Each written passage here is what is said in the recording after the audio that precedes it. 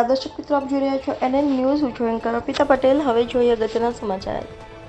સાર્વજનિક education society સંચાલિત સાર્વજનિક યુનિવર્સિટી ખાતે 155થી વધુ વિદ્યાર્થીઓને 40 લાખથી વધુ રકમની સ્કોલરશીપ શિષ્યવૃત્તિ ફાળવવાના કાર્યક્રમનું આયોજન થયું.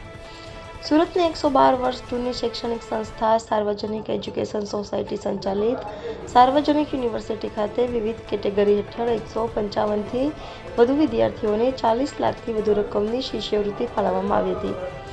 અત્રે ઉલ્લેખનીય છે કે વર્ષોથી સાર્વજનિક એજ્યુકેશન સોસાયટી સંસ્થાનો ઉદ્દેશ વિદ્યાર્થીઓને રાહત દરે શિક્ષણ પૂરું પાડવાનો છે, જે ઉદ્દેશ્ય સંસ્થાના મેનેજમેન્ટના સભ્યો તથા યુનિવર્સિટીના સભ્યો દ્વારા આ કાર્યક્રમ થકી ચરિતાર્થ કરવામાં આવ્યું.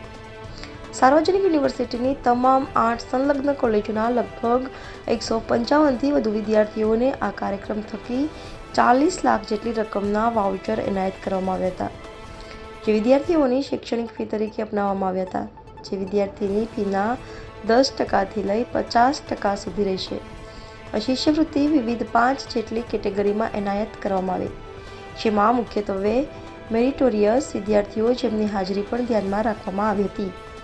ઇતર પ્રવૃત્તિમાં જે વિદ્યાર્થીઓ દ્વારા વિશિષ્ટ સિદ્ધિ હાંસલ કરેલ છે તેમને પણ આ શિષ્યવૃત્તિ આપી સન્માનિત કરવામાં આવ્યા હતા. આ શિષ્યવૃત્તિનો મુખ્ય ઉદ્દેશ્ય વિદ્યાર્થીઓ શૈક્ષણિક તથા અન્ય ઇતર પ્રવૃત્તિમાં વિશિષ્ટ સિદ્ધિઓ હાંસલ કરવા માટે પ્રેરાય અને સંસ્થા તથા સમાજનું નામ રોશન કરે એવો છે. તદુપરાંત આર્થિક રીતે નબળા, EWS, શારીરિક વિકલાંગ તથા અનાથ વિદ્યાર્થીઓને પણ શિષ્યવૃત્તિ ફાળવવામાં આવી હતી, જેથી સમાજના દરેક વિદ્યાર્થીઓ સારું શિક્ષણ મેળવી શકે અને સારા સ્કૂલમાં અભ્યાસ લઈ શકે. અત્રે એ પણ ઉમેરવાનું કે સંસ્થાના વટવૃક્ષ હેઠળ 2021માં માન્યતા પ્રાપ્ત કરેલ સાર્વજનિક યુનિવર્સિટી દ્વારા માનનીય વડાપ્રધાન શ્રી નરેન્દ્ર મોદીજીના રોજગારલક્ષી હેતુને ધ્યાનમાં લઈ તથા સુરત તથા તેની આજુબાજુમાં વિકસિત ઉદ્યોગોને ધ્યાનમાં રાખીને ચોક્કસ અભ્યાસક્રમોની રચના કરવામાં આવી છે તથા યુનિવર્સિટી દ્વારા સ્કિલને લગતા વિવિધ પ્રોગ્રામો પણ ચાલુ કરવામાં આવ્યા છે.